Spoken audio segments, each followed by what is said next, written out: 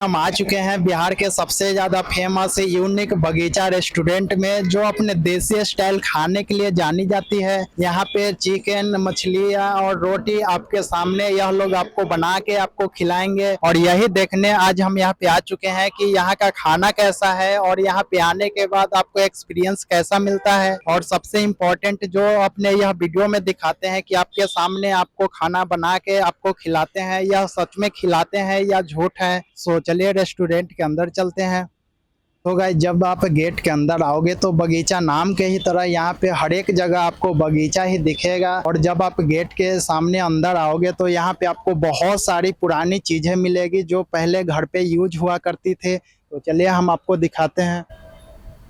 So guys, यहाँ पे वह सभी चीजें हैं जो बहुत पहले हम लोगों के घर में यूज हुए होते थे और अभी यह विलुप्त हो चुके हैं, जो आपको यहाँ पे देखने को मिलेगा। बगल में यह पेड़ों के नीचे आप बैठकर कुछ भी ऑर्डर करके खा सकते हो। यहाँ पे आपको बैठने का, सोने का, आपको हर एक चीज का व्यवस्था दिखेगा। और यहाँ पे आपको बैठने के लिए खटिया भी मिल जाएगा, तो आप इस पे भी खा सकते हो, पी सकते हो, आराम भी कर सकते हो। और हम यहाँ पे देसी फील के लिए यहाँ पे आए हैं कि पेड़ों के नीचे बैठ कर खाते हैं तो कैसा लगता है। तो चलिए पेड़ों के नीचे बैठ के कुछ ऑर्डर करते हैं। अभी हम रेस्टोरेंट में आ चुके हैं, अब चलिए यहाँ का मेनू देख के कुछ ऑर्डर करके मंगाते हैं। आपका स्टार्टर लीजिएगा सर, तो इधर तंदूरी से हो जाएगा। आपका नॉन वेज में लीजिएगा तो उसके बाद मेन कोर्स चाइनीज़ से लीजिएगा, वो हो जाएगा।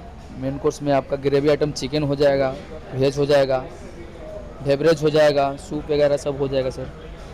तो चलिए कुछ ऑर्डर करके मंगाते हैं। सो गाइस, यहाँ पे खाना आ चुका है, अब चलिए खा के आपको रिव्यू देते हैं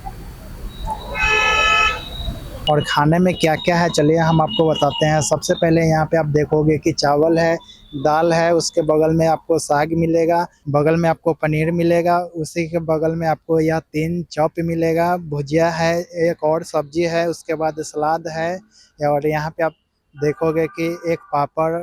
तो चलिए हम खा के आपको बताते हैं कि खाना कैसा है। सो गाइस, अभी हम खाना खा चुके हैं और खाना यहाँ का बहुत ज़्यादा अच्छा है। से पूछते हैं कि यहाँ का खाना कैसा है। ठीक है, खाना तो बढ़िया है। अभी खाइबो किए हैं, हम लोग बहुत दूर से आए हुए हैं, भावबढ़ी से आए हुए हैं। पटना जा रहे थे तो मोबाइले पे एक बार देखे हुए थे, इस वजह से सोचे नहीं वहीं पे भोजन चलेगा, उसके बाद जाएंगे पटना।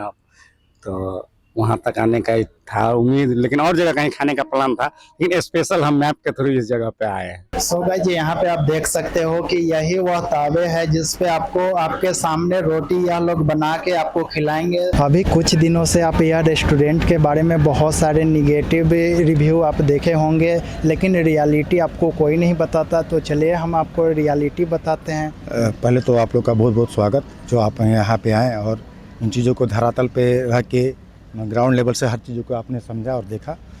जैसा कि पूरे भारत में ये एक इशू चल रही है, जो गैस का जो इशू चल रहा है, जिसके कारण कमर्शियल गैस को अभी रोक लगाया गया है भारत सरकार द्वारा।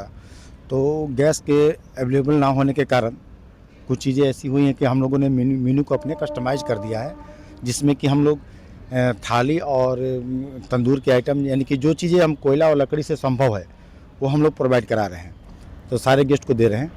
तो उनका टेस्ट में लेके कोई इशू नहीं है। कुछ गेस्टों का इस तरह का ऐसा रहा है, हम लोगों ने इस चीज़ को देखा है कि फुल उनका जो है हर एक चीज़, जैसे चाइनीज आइटम हुआ और ये सारी जो आइटम है वो अवेलेबल नहीं होने के कारण उन लोगों का ऐसा बना कि भाई ये चीज़ अवेलेबल क्यों नहीं है। तो ये तो रीजन तो इंटरनेशनल रीजन है, जिसमें कि कोई कुछ कर भी नहीं सकता है और हम लोग को भी भारत सरकार के अकॉर्डिंग ही काम करना पड़ता है। तो जब गैस अवेलेबल नहीं है तो ये सारी समस्याएँ आ रही हैं। इस वजह से यहाँ पे बहुत सारे क्रिएटर आते हैं और ना मिलने की वजह से वह निगेटिव रिव्यू डालते हैं। तो ऐसा कुछ भी नहीं है, कुछ दिनों में यह सब सही हो जाएगा।